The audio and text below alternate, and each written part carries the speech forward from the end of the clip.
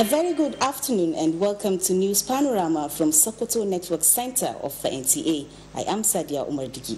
President Muhammadu Buhari inaugurates new terminal of the Nnamdi Azikiwe International Airport, Abuja.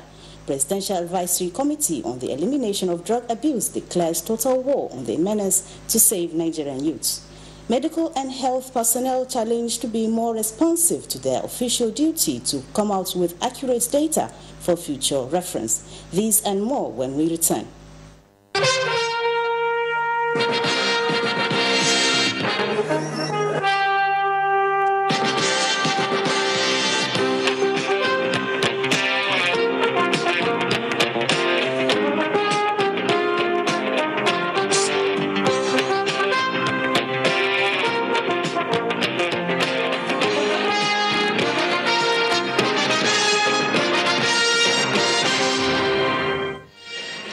Nigeria's potentials of becoming regional air transportation hub is rising up with the inauguration of new terminal of the Nnamdi Azikiwe International Airport, Abuja, by President Muhammadu Buhari.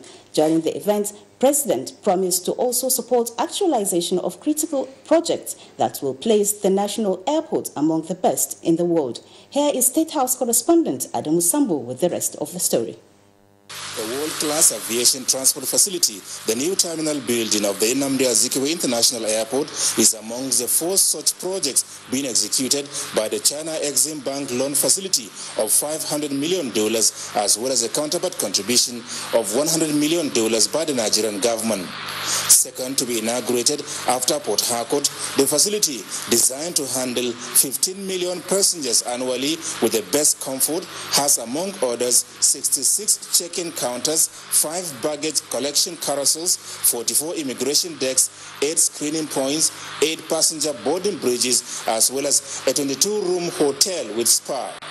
President Muhammadu Buhari said the inauguration of the project reflects his administration's deliberate policy towards sustaining the development of Nigeria's infrastructure, noting with pride that the governing APC is gradually closing the infrastructural deficit bedeviling the country.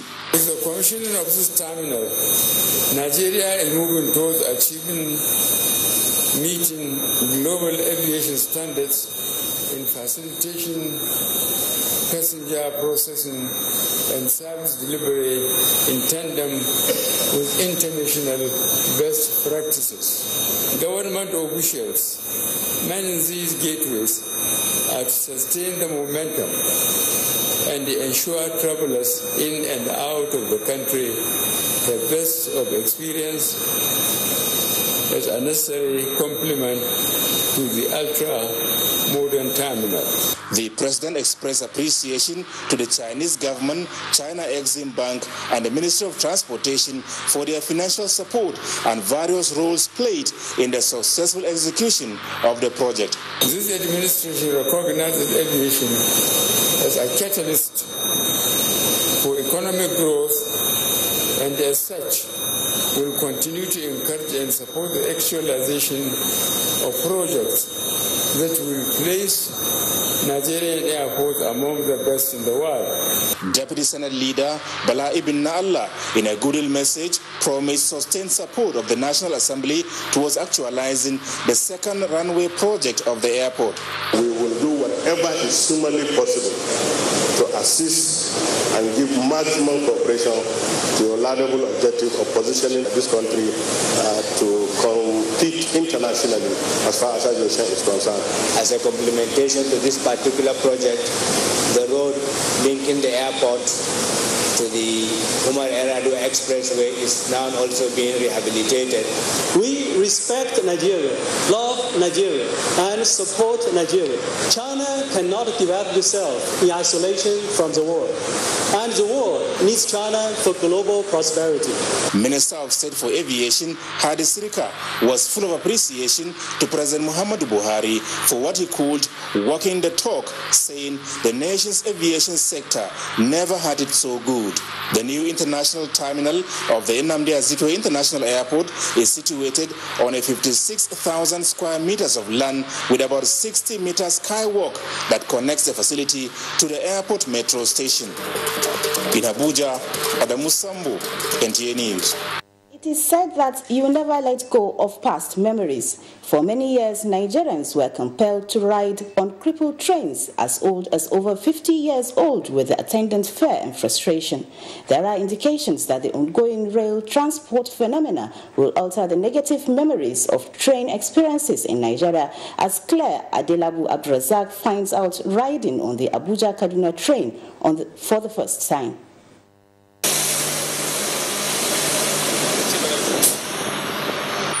Passengers from Kaduna disembark at the Idu Mega train station in Abuja on schedule at few minutes past 9 in the morning. They scurry to catch up connecting trains to the city center or the international airport. For many of these train passengers, it's been the routine since the train route from Abuja to Kaduna became operational in 2016. Propelled by their compelling testimonies, my phobia for rail transport turned into courage. And off we ventured to Rigasa in Kaduna State by train. Abuja-Kaduna standard gauge rail is the first completed segment of an ambitious intermodal rail transport revolution undertaken by the Buhari administration in 2016. Government officials say the intention is not only to modernize rail infrastructure in Nigeria, but also to connect every part of the country by rail. Like me, Patience here is a first timer. So far, what's the experience been? I would say I'm very impressed. Firstly, just the process of getting into the terminal, the train station, was quite smooth. It is neat, the directions are clear. And since boarding, the seats are quite convenient. And I think I'll do it again.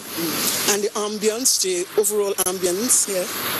Very good. I would say it compares well with some of the short trains that we take, intercity trains that we take in Europe or in the US. It's secured and you get everything that you want, and in peace and tranquility, honestly. The government has done well. For other passengers, however, riding on the Abuja-Kaduna train has become not only a pleasant routine, but a lifesaver. With the help of the train, I was able to retain my job. If it's to be going by road, I would have resigned because there's no way I'll be going every day. The alluring thing about the Abuja-Kaduna rail transport is the sundry mobile services. I'm really proud of Abuja because I get to meet different people, see different faces, enjoy the trip. There are many others who earn a livelihood working on board as cabin announcers, health workers, porters or cleaners, and even as guards. And from the window, I savored the beautiful scenery as the train glides down from one station to another, 5 in all. The train screeched to a halt in Rigasa station at 5 minutes past noon.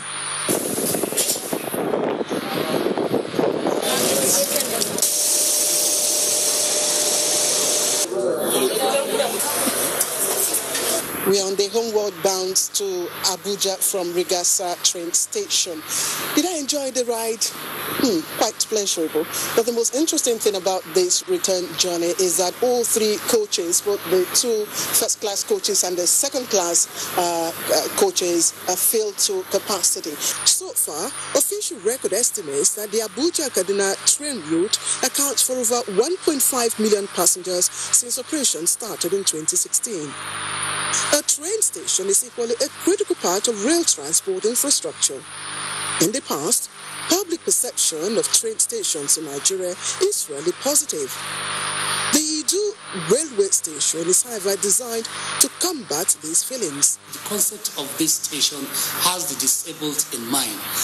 The special needs tickets are for the disabled.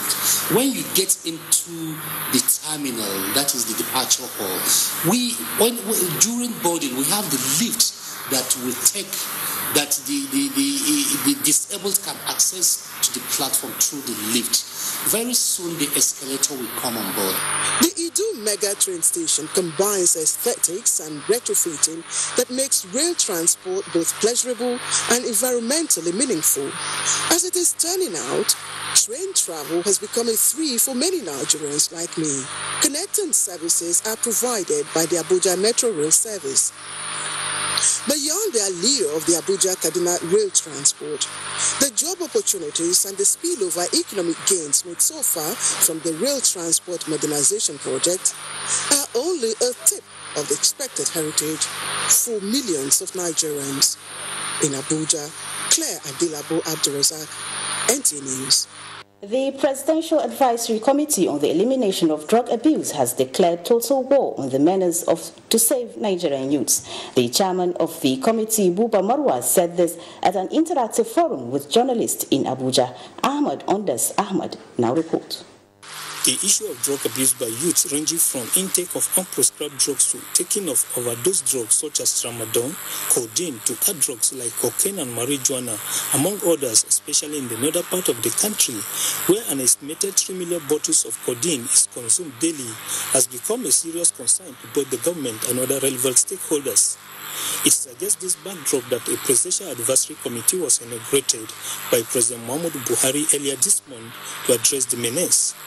On the new strategies to combat the menace, the committee is preferring step-by-step approach by blocking all supply channels. Our purpose is to bring out strategies urgently that would also be sustainable to eliminate this unfortunate situation that we are faced with, that is drug abuse. The committee is to embark on a nationwide campaign and to work with traditional rulers and community leaders on the possible ways of combating the drug abuse trend in the country with Ahmed Ondas Ahmed. NTA News. Now to our discussion segment. Last 4 months of every year, Nigerians travel from one destination to another with a view to celebrating Xmas and New Year with their loved ones. During the period, Federal Road Safety Corps intensified enlightenment on the need to adhere to traffic rules to ensure safety of all. We have in the studio Sector Commander, Federal Road Safety Corps, Sokoto, Muhammad Kaigamakabu. Sir, you're welcome. Thank you very much. Good afternoon, listeners. Sir, what is the last 4 months of every year is marked as Ember Month. Why is that? The last month of every month is marked as Ember Month because it is anticipated that vehicular movement will increase. Vehicular movement will increase because the citizens of the country tend to move to celebrate Christmas and New Year with their loved ones. So it is expected that because of their movement from point A to point B, there will be high vehicular movement. That is the reason why it is termed as Amber months, because the month now starts from September, October, November, December, last 4 months of the year. And this is something that is ritual, because whenever it is time for September, Federal Road Safety Corps start preparing in earnest, because they anticipate that volume of movement on the road will definitely increase. So, sir, what is associated with the period that drew the attention of the Federal Road Safety? It is road traffic crashes. That is what is associated with the period, because it is expected that as far as the vehicular movement increase, definitely all sorts of violations will also be there. Overspeedings, overloading, dangerous driving, use of phone while driving, among others, by especially commercial drivers, not only commercial drivers, but by all road users. It is on this respect that Federal Safety Corps deem it fit to ensure that they prepare adequately, to ensure that all measures are put in place in order to minimize road traffic crashes. So, sir, some drivers still engage in negative practices despite the efforts of the FRSC. What are you doing on that regard? Before this time, as it starts in September, we go into intensive campaigns. Intensive campaigns in the sense that we start preparing as early as possible. From that September, people are deployed, directives are sent, and all over the country, people are sent to the markets, parks, churches, and mosques, schools, and all public places to ensure that all road users are sensitized. They are supposed to be sensitized on the safest way of using our roads. And that way of sensitization is to ensure that at least the people have attitudinal change. All road users, not only drivers, because this time we are not focusing on the drivers alone. We are also focusing on the passengers who are carried by the drivers. Actually, their own participation is very, very important, because it is expected that if your driver is trying to maximize profit and he's trying to be reckless, you, the passenger who is being conveyed, should actually talk you speak out and ensure that you didn't allow your life to be wasted unnecessarily. That is why we start the campaign early, and it will culminate in December up to January, when other people are also returning back. So this is a continuous process, and it is a yearly ritual by FRSC. After the flag of Ember Monster, what is expected from drivers and other stakeholders?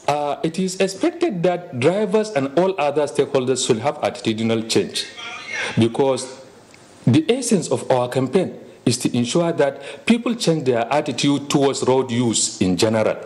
Road use is very, very important, and people should obey the simple nitty-gritties of using the road. Do not make fun while driving. Do not overspeed. Do not overtake dangerously. Do not use, always fasten your seatbelt, among others. These are things that we expect everybody to abide by, because this one we are doing not to punish anybody, but rather to tell people that it is very, very important. You, the road users, are so much important to road safety. You are important to us. We want you to travel safely from point A to point B without being involved in any road traffic crashes. The aim is to ensure that road traffic crashes are minimized. We don't want a situation whereby they will call us to go for rescue. Rescue, when it comes, is something that the deed has already happened. And we want to ensure that people take to what we are telling them to ensure that at least road traffic crashes are minimized to the barest minimum.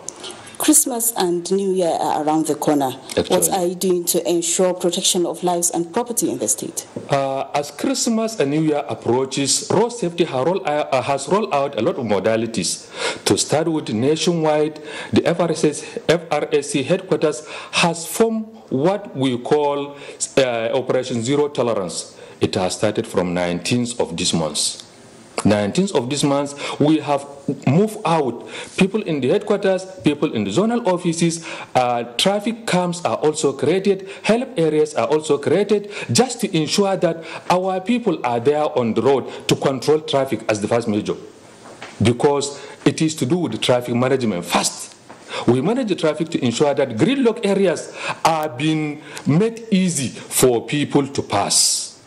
That is why in some locations you find road safety personnel lining up the road to ensure that where there are construction sites, people are not delayed there unnecessarily. The essence is to ensure that people enjoy their journey from point A to point B. Where there are construction sites, it is expected that definitely high vehicular movement will be there, but measures are put in place to ensure that at least the suffering is minimized to the barest minimum, and the delays are also contained with. For that reason, camps are established nationwide, and those camps are to do with the traffic controls, especially along the busy highways: Abuja, Lokoja, Ibadan, Lagos, Ore, all those Onisha, expressways. Those are places where we expect traffic gridlocks.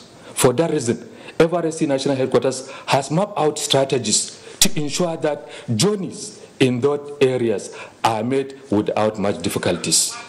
So, sir, as you said, overloading and overspeeding are among the dangerous acts by drivers. Actually. And despite appeals, and the trend continues. What is your take on this? I want to inform us that overloading, overspeeding is actually dangerous. And actually, as for overloading, the FRSC headquarters have come out with the modality of ensuring that speed limiters or speed governors are installed on all commercial vehicles. The idea is to ensure that no commercial vehicle operator is allowed or permitted to overspeed. The speed governors are very, very important, because come what may, if it is fixed on a vehicle, if it is installed and programmed, it will be very, very difficult for the driver to overspeed.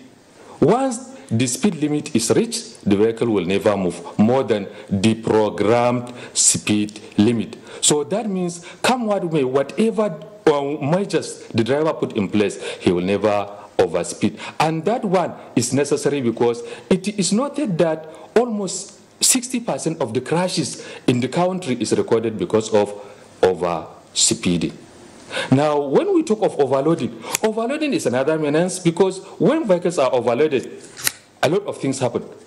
Tear and wear to the tires, discomfort, inability to maneuver, if anything happened. These are some of the reasons why we are thinking that a vehicle that is supposed to carry 5 passengers should concentrate and carry only 5 passengers. The one that is supposed to carry 9 or 10 or 18 should concentrate and carry that one, because room will be given for maneuver, there won't be distractions, and there won't be any excess casualty in the event that it happens. Not only that, every vehicle nowadays has seat belts.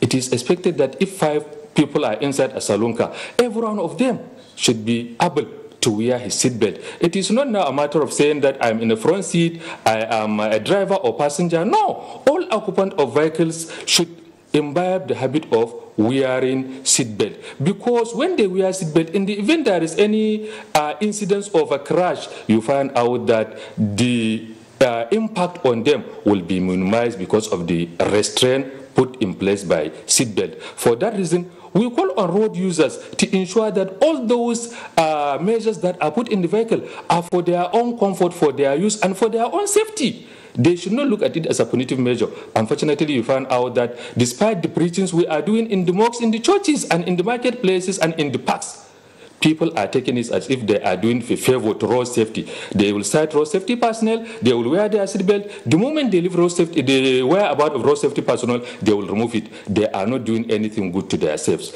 I'm calling on them, appealing on them to ensure that they should imbibe the habit of using seatbelts. They should not make phone calls while driving. They should avoid overloading their vehicles, because it is in their own interest if they should do so. Thank you very much, sir, Sector Commander, for coming on the program. It's a pleasure. Thank you very much. Now back to our news. The insufficient fund and lack of access to many literary works of the founders of Sokoto Caliphate have been among the major challenges of the Center for Intellectual Services on the Caliphate Literature. This came to the fore at the media briefing by the official of the center held in Sokoto. Lata Abdullahi has the report. Part of the responsibilities of the Center for Intellectual Services on the Sokoto Caliphate Literature, established 15 years ago, have been to identify the scholarly literature left by the founders of the Caliphate. The center engaged in the translation of such Arabic literature in Hausa and English languages, publish and distribute to further facilitate the dissemination and understanding of the literature by the Muslim generations. To date, the center has, through the support of the Sultanate Council, Sokoto State Government, and other philanthropists, translated and published 23 literary works of the founders of the Caliphate. 5 manuscripts of other scholarly works have been compiled by the center, ready for publishing, but halted by financial constraints. However, access to numerous literature of the founders of Sokoto Caliphate have continued to be a great challenge to the officials of the Center for Intellectual Services, as they remain in the custody of individuals who are difficult to be identified. The center also organizes workshops and quiz competitions on the works of the jihadist leaders among secondary and Islamia schools to further educate the public. We are just trying to organize a seminar to explain to our people how the Al-Fodio take these measures to address the importance of this gangster education. Chairman of the organizing committee, District Head of Godabawa, Muhammad Lawal Zayan, said arrangements are on by the center to present another book on the 30th of December 2018 titled Qawaid wa Nasr al-Fawaid li Ahl al-Maqasid, written by Sheikh Abdullahi Fodio. In Sokoto, Dalat Abdullahi, NTA News. Medical and health personnel have been challenged to be more responsive to their official duty with a view to coming out with accurate data for future reference. This was the view of speakers at the clinical presentation at the Specialist Hospital Sokoto, which focused on maternal mortality and near-miss data 2018 by Dr. Nasir Abdullahi Gada. Muhammad Nasir witnessed the presentation and has the details. Statistics by the World Health Organization indicate that approximately every day 830 women die globally from preventable causes related to pregnancy and childbirth, and 99% of such deaths occur in developing countries. Nigeria is rated second country in the world bearing the burden of maternal mortality, and greater percentage come from the north. Head of Obstetric and Gynecology Department, Specialist Hospital Sokoto, Dr. Nasur Abdullahi Gada, describes the rate of maternal mortality as the indicator of quality or otherwise of the healthcare service delivery of every state or country. He advocated for community mobilization and involvement, capacity building for health personnel, reorganization of general hospitals to function optimally, provision of modern assisted delivery apparatus, and recruitment of more doctors and nurses, among others, in order to reduce maternal mortality rate. The clinical presentation was forum for participants like State Commissioner of Health, Dr. Muhammad Ali Ennami, who spoke on Sokoto State Health Statistic Policy as the baseline for accurate data for all government services. The distribution of doctors and what is happening in general hospitals, we have been discussing with the ED that we need to do a lot of training for those PMOs in general hospital. Because there is a lot of issues, managerial issues, referral issues, and so many things coming up. The clinical presentation by the hospital also provides opportunity to know services rendered, problems encountered, and possible solutions that could be used to encourage government and other stakeholders to rise up to ensuring quality healthcare service delivery. In Sokoto, Muhammad Nasir, NTA News. That is our package on Panorama today. Thanks for joining us. Good afternoon.